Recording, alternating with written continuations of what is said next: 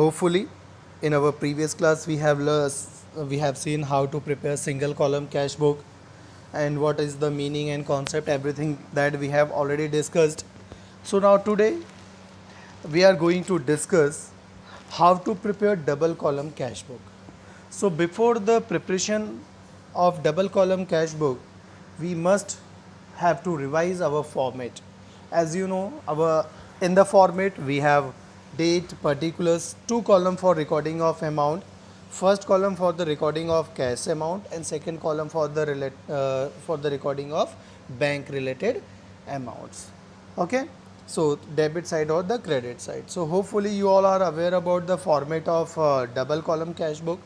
So here, before the preparation of double column cash book, just revise our some transactions, and on the basis of transactions we will prepare our double column cash book. So first here, first transaction we have business started with cash rupees 25,000 and bank rupees 50,000. So in the first transaction we have started our business with cash and with bank. So on the basis of that we have to pass journal entry, that is of cash account debit, bank account debit to capitals account. Okay, the next transaction we have goods sold to Mohan in cash rupees 5,000. So goods sold to Mohan rupees 5,000 in cash. So cash account debit to sales account, because we have sold goods in cash, so we never mention the name of party for cash transaction. Next we have purchased furniture for rupees 6,000 and payment made by check. We have purchased furniture and payment that we made by check. So that's why furnitures will enter in the business. That's why furnitures account debit to bank account. The next we have paid rent on 12th of January rupees 4,000. So for this rent account debit to cash account. Then 25th of January we have paid salary by check. So salaries account debit to bank account, amount rupees 2,000. And the next goods purchased from Ranjan rupees 5,000 and payment made by check. So here we have purchased goods from Ranjan and that payment made by check. So in that case, purchase account debit to bank account, because we have finally purchased goods and every time we need to debit our purchase account, and this time payment made by check, it means through bank, so that's why we have to credit our bank account. And the last we have cash deposited into bank rupees 15,000. So bank will debit and cash will be credited, bank account debit to cash account. So here you have to remember one very important thing. Once when you will deposit cash into the bank, or once when you will withdraw cash from bank, these type of transactions are called contra entry, because in the double column cash book we have separate column for the recording of cash related items or the bank related items, and a single transaction that is going to affect both of the side in the same account. So once when a transactions will affect both of the side, debit side and credit side, both in the single ledger or the single book, then that is considered as contra entry. So last transaction, which is that cash deposited into bank, it will be debited in the bank at the debit side in bank column, and the same figure will be recorded at the credit side in cash column in the same book. So here next, this is our journal entry, cash account debit, bank account debit to capital account. So it means these transactions we have to record in the cash column 25,000, bank column 50,000, and we have to record two capitals. Okay, so once when you will prepare double column cash book, so for this entry we have to record amount in the cash column debit side 25,000, amount debit side in bank column 50,000, and for that we have to write two capitals account. Then next we have January 5, that is of cash sale. So cash account debit to sales account, it means this transactions we have to record at the debit side in cash column, and title will be to sales account rupees 5,000. Next January 10, furnitures to bank, it means that transactions will be recorded at the credit side in bank column. Okay, credit side in bank column, and there we will record buy furniture. So it's not required that amount we have to record in both of the column. If that is related to bank transactions, we have to record amount in bank column. If that is related to cash transaction, then that we have to record in the cash columns only. Just like January 12, rent paid in cash. So rent account debit to cash, it means this transaction we have to record at the credit side, okay, in cash column. Cash, because cash is credited, so credit side in cash column, at that time we have to write by rent, the title which is debited. The next we have salary to bank. So again here this transaction we have to record at the credit side in bank column, because that salary we have paid by check, and we will write title as by salary. The next we have purchase and payment made by check. So purchase account debit to bank account. Again this transactions we have to record at the credit side in bank column, and there we will record write again by purchase account. And for last January 30 we have bank account debit to cash account. Bank account debit to cash account, it means debit side in bank column, okay, and credit side at cash column. Once when you will record debit side in bank column, we will write as a title to cash account, and when it will be recorded at the credit side of cash column, we have to write by bank, okay, because of the contra entry. So let's see the double column cash book. Here first we have date, particulars, journal folio number, then again cash, bank, date, particulars, journal folio, and cash and bank. So that is our transactions. So as you can see now, in the January 1st we have recorded debit side to capitals account 25,000 in cash column and 50,000 at bank column. Then after there was a sales, that we have recorded debit side in cash column to sales account, and amount that we have recorded in the debit side of cash column. For January 10, furniture purchase and payment made by check. So by furniture account and payment we have recorded in the bank column. For January 12, by rent account, that we have recorded in the debit side in cash column. Salary paid by check, that's why we have recorded that 2000 in the bank column.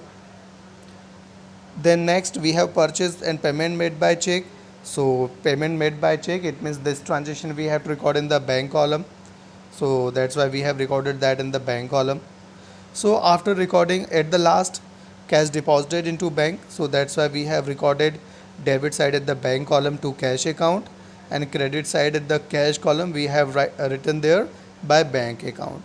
So cash and bank both comes under the assets. So first we have to find out the sums of debit side. The sums of debit side for cash account, that is of 30,000.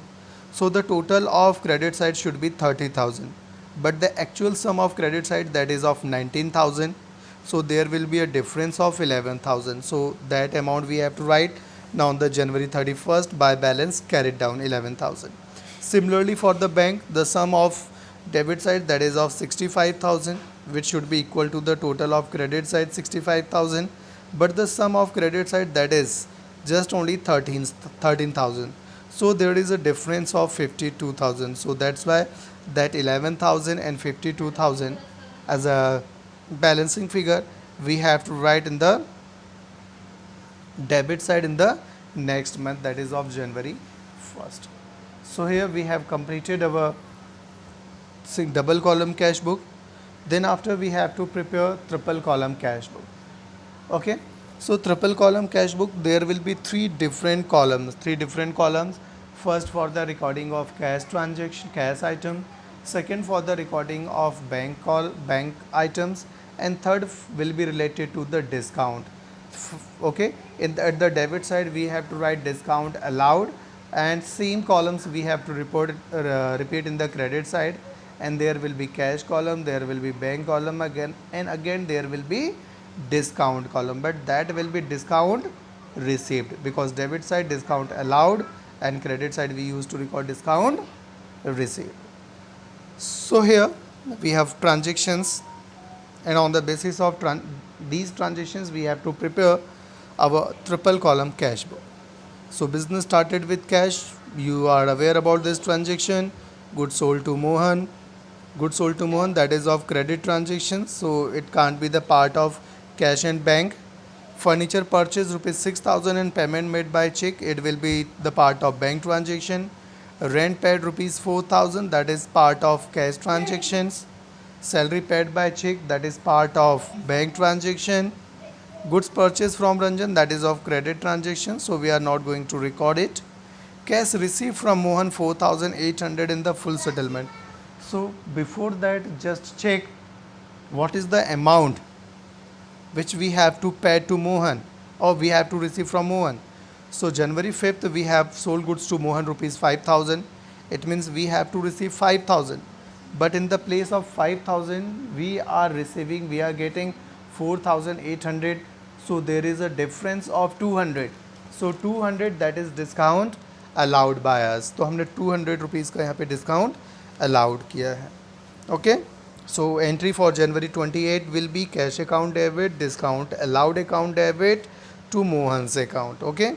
And the next January 28 cash paid to Ranjan rupees 4,700 in full settlement. So we have to check actually what was the amount which we have to pay to the Ranjan for January 27. Goods purchased from Ranjan rupees 5,000. But in the place of 5,000 we are making payment of rupees 4,700. There is a difference of 300 rupees. So Ranjan's account debit to cash account 4,700 to discount received account 300. Okay. At the last, cash deposited into the bank rupees 15,000. That is your contra entry. So hardly here we have to discuss 2 to 3 transactions. So here is your journal entries. Okay, that we have already discussed. So next we have triple column cash book. Here you can see first we have started business with cash on the January 1st. That's why we have written here in the cash column 25,000, in the bank column 50,000, and at the title we have written here to capitals account. Then after this January 10 furniture purchase and payment made by check. So that's why that amount we have recorded at the credit side of bank column by furniture. Then again in the cash column by rent account 4,000. Then January 25 we have written here salary in the that paid by check. So that's why that amount we have written in the bank column 2,000. Then next January 28. Okay, that cash received from Mohan 4,800 in the full settlement. So for that transaction we have passed an entry, that is cash account debit, discount allowed account debit to Mohan's account. Cash account debit, it means we have to record this transaction at the debit side in cash column. Discount account debit, again we have to record debit side in the discount column to Mohan's account. So you can see here we have written to Mohan's account 4,800 in cash column and 200 in discount column. Then for January 28 again we have one more transaction, that is cash paid to Ranjan 4,700 in full settlement, and full settlement amount was 5,000. So we are getting discount worth rupees 300. So here Ranjan's account debit to cash account to discount account. So that's why we have to record this transaction at the credit side of cash account, cash column, at the credit side of discount column. So Ranjan will be debited by 4,700 cash and 300 discount. And at the last we have deposited cash into bank. So that 15,000 we have to deposit into bank debit side, and we have to subtract that same amount in the credit side of cash column. So remember here, very important thing, cash column, that is a single column where the figures can be entered at the debit side and the credit side. Similarly in the bank account, figures can be entered at the debit side and the credit side. But once when you will record amount in the debit side of discount, so that is discount allowed and discount received. Discount allowed and discount received, these are two different accounts which we use to prepare. Okay, remember, discount received and discount allowed, these are two different accounts. So all the discount allowed related items we used to record at the debit side, and all the discount received amount we used to record at the credit side.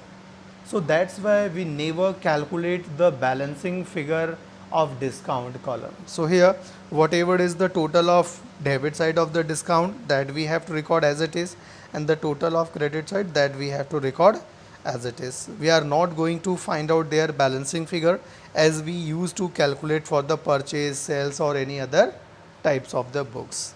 Okay, so it was triple column cash book. Maybe possible there will be hardly one or two questions in your books.